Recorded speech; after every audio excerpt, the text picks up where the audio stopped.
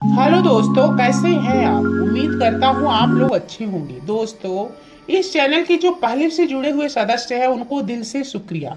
मगर इस चैनल पर जो नए आए हैं उनसे निवेदन है कि चैनल को सब्सक्राइब कर लें। दोस्तों, अब तक हमने ढेर सारी इमोशनल कहानी, प्रेम कहानी सुनी, मगर आज की कहानी कुछ अलग है। यह कहानी नहीं बल्कि एक सच्ची घटना है। उम्मीद करता हूँ आपको पसंद आएगी।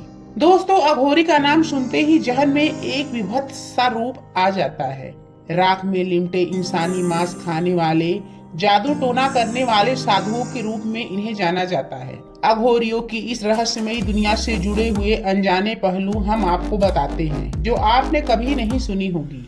दोस्तों, आपको शायद यह पता होगा कि अघोरी इंसानों का मांस खाते हैं। यह बात सच है कि बहुत सी जगहों पर यह बात खुद कई अघोरियों ने मानी है कि वो इंसान का मांस खाते हैं। अक्सर ये अघोरी शमशान घाट में ही रहते हैं और अधजली लाशों को निकालकर उनका मांस खाते हैं। शरीर के द्रव्य भी प्रयोग करते हैं।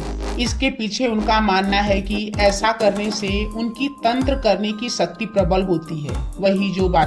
वही बातें जो आम जनमानस को विभत्स लगती है, अघोरियों के लिए वो उनकी साधना का हिस्सा है। दोस्तों, अघोरी खुद को पूरी तरह से शिव में लीन करना चाहते हैं। शिव के 5 रूपों में से एक रूप अघोर है। शिव की उपासना करने के लिए ये अघोरी 100 पर बैठकर साधना करते हैं। 100 से शिव की प्राप्ति का यह रास्ता अघोर पंथ की निशानी है। ये अघोरी 3 तरह की साधनाएं करते हैं। 100 साधना, जिसमें 100 को मांस और मदिरा का भोग लगाया जाता है। शिव साधना, जिसमें 100 पर एक पैर पर खड़े होकर शिव की साधना की जाती है। और शमशान साधना, जहां हवन किया जाता है।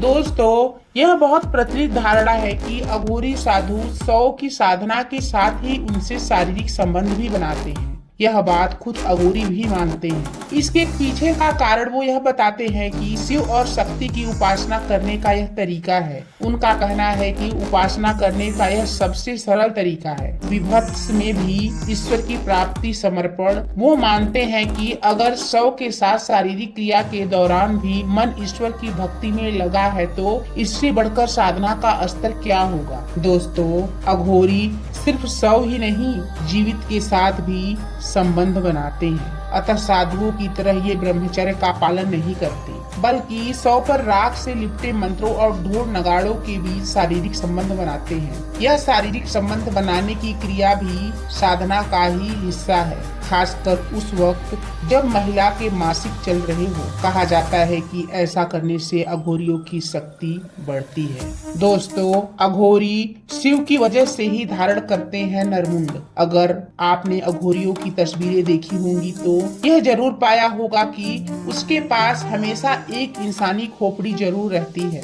अघोरी मानव खोपड़ियों को भोजन के पात्र के रूप में इस्तेमाल करते हैं, जिस कारण इन्हें कापालिक कहा जाता है। कहा जाता है कि यह प्रेरणा उन्हें शिव से ही मिली। किंवदंतियों के अनुसार एक बार शिव ने ब्रह्मा का सिर काट दिया था और उनका सिर लेकर उन्होंने पूरे ब्रह्मांड में चक्कर लगाए थे। शिव के इसी रूप के अनुयायी होने के कारण अघोरी भी अपने साथ नरमुंड रखते हैं। दोस्तों, कहा यह भी जाता है कि अघोरी कुत्ता पालते हैं। अघोरियों को कुत्ते से बहुत प्रेम होता है। अन्य सभी जानवरों जैसे गाय, बकरी या इंसान से दूरी बनाने वाले अघोरी अपने साथ और अपने आसपास कुत्ता रखना पसंद करते हैं। अघोरियों का मानना है कि हर व्यक्ति अघोरी के रूप में जन्म लेता है। उनका कहना है कि जैसे एक नन्हे बच्चे को अपनी गंदगी भोजन में कोई अंतर नहीं समझ आता, वैसे ही अघोरी भी हर गंदगी और अच्छाई को एक ही नजर से देखते हैं। दोस्तों, अघोरी दावा करते हैं कि मेरे पास एड्स और कैंसर का भी इलाज है। हालांकि इसका कोई वैज्ञानिक प्रूफ नहीं है, फिर भी अघोरियों का कहना है कि 100 के शरीर से तेल निकालकर उन्होंने बड़ी से बड़ी बीमारी का इलाज ढूंढ लिया है। दोस्तों, अघोरी से संबंधित ये रहस्यमयी जानकारी आपको कैसी लगी, कमेंट में जरूर बताइएगा। धन्यवाद।